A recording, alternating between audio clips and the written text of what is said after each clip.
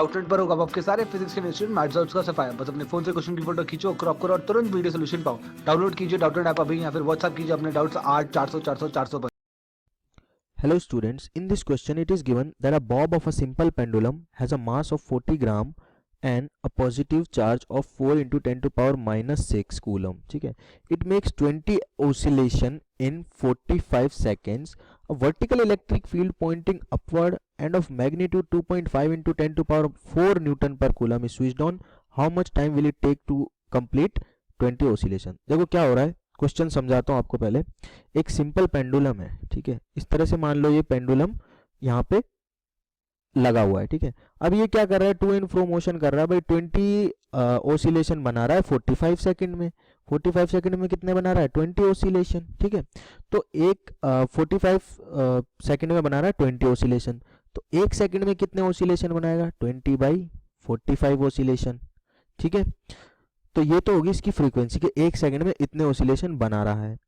अब बात क्वेश्चन में ऐसी बोली गई है कि अगर एक इलेक्ट्रिक फील्ड को हम क्या कर दें, स्विच ऑन कर दें, ठीक है, इलेक्ट्रिक फील्ड को स्विच ऑन कर दें तो क्या होगा। अगर मान लो अपवर्ड इलेक्ट्रिक फील्ड है तो इस पे फोर्स लगेगा क्यू ई। एम ई तो देखो लग ही रहा है, एम जी तो लग ही रहा है नीचे, ठीक है।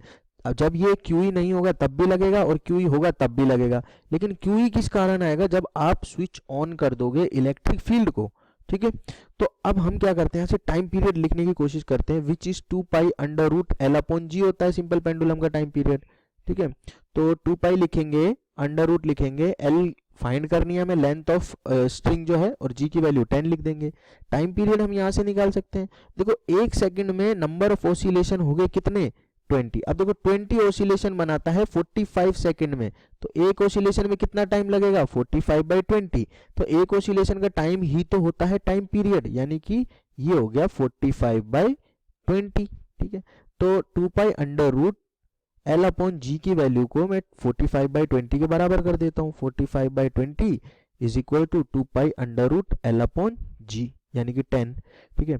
अब यहाँ से वैल्यू आ जाएगी आपके पास में, स्क्वायर कर लेते हैं इसको, तो ये 45 स्क्वायर हो गया, ठीक है। इसको पहले कैंसिल आउट कर लेते हैं, फिर थोड़ा आसानी से सॉल्व कर पाएंगे इस एक्सप्रेशन को। पहले क्या करते हैं, इसको 5 से कैंसिल आउट कर लेते हैं, ये 9 हो गया और ये 4 हो गया, ठीक है। तो 9 का स्क्वायर हो गया भाई 81, 4 का हो गया 16, और इधर आ गया 4π स्क्वायर, और यहाँ आ गया L/10। अब L की वैल्यू यहाँ से निकल जाएगी, L की वैल्यू कितनी आ जाएगी, L की वैल्यू आ जाएगी 81 × 10 डिवाइडेड बाय 16 × 4 पाई स्क्वायर, ठीक है। ये हो गया L की वैल्यू। अब देखो आपको पूछा गया है टाइम पीरियड, ठीक है, मतलब कि टाइम कितना लगाएगा 20 ऑसिलेशन करने में। अब बाद में जब अपन ने क्या ऑन कर दिया है, क्यू ई ऑन कर दिया है। अब देखो नेट एक्सेलरेशन कितना हो गया, सॉरी नेट एक्सेलरेशन कितना हो गया, g माइनस ए हो गया, ठीक है। पहले तो g लग रहा था, अभी ऊपर की तरफ क्यू ई भी लगने लग गया, तो g minus Q E by M लिख सकता हूँ, ठीक है, या g माइनस ए लिख सकता हूँ अगर a एक्सेलरेशन ऊपर की तरफ है तो देखो अभी क्या होगा, अभी net acceleration when electric field is switched on, ठीक है, when electric field is switched on, तो क्या होगा, नेट एक्सेलरेशन जो होगा वो होगा mg, सॉरी m नहीं आएगा, ये तो फोर्स हो जाएगा, नेट g आएगा ओनली, ठीक है। So I will write it as g minus Q E by M, ठीक है। अब देखो g की वैल्यू है 10, माइनस कर दूंगा क्यू ई, क्यू कितना है, चार्ज कितना है, 4 × 10⁻⁻6 कूलम, ई है 2.5 × 10⁻4 न्यूटन पर कूलम, ठीक है।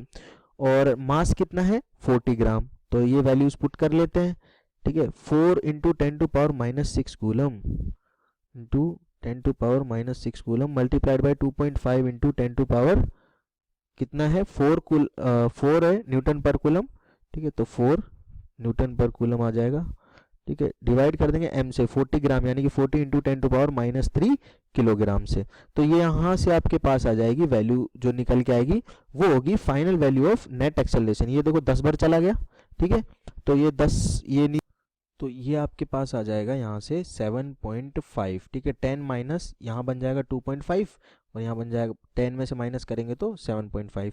अब देखो जो टाइम पीरियड होगा वो किसके बराबर होगा, 2π length of string divided by net acceleration, a net के बराबर होगा, ठीक है। तो 2π एज इट इज मल्टीप्लाई करेंगे इसको अंडर रूट एल, एल की वैल्यू क्या है, देखो एल की वैल्यू यहाँ से है 810/64 पाई स्क्वायर, तो लिखेंगे 810/64 पाई स्क्वायर, ठीक है। मल्टीप्लाई करेंगे इसको ए नेट से 7.5 से, पाई स्क्वायर से देखो ये पाई कैंसिल आउट हो गया, तो ये आपके पास जो आएगा, तो इसको सॉल्व करेंगे तो आ जाएगा 1.3 और 2 से मल्टीप्लाई करेंगे तो आपके पास आ जाएगा 2.6 सेकेंड, ठीक है। अब ये तो टाइम पीरियड यानी कि एक ऑसिलेशन में टाइम लगता है, तो टाइम टेकन फॉर 20 ऑसिलेशन क्या होगा, टाइम टेकन फॉर 20 ऑसिलेशन, कितना टाइम लगेगा 20 ऑसिलेशन में, 2.6 मल्टीप्लाइड बाय 20, ठीक है, तो ये आ जाएगा 52 सेकेंड्स। तो इतने टाइम में अभी क्या करेगा वो 20 ऑसिलेशन पूरे कर लेगा।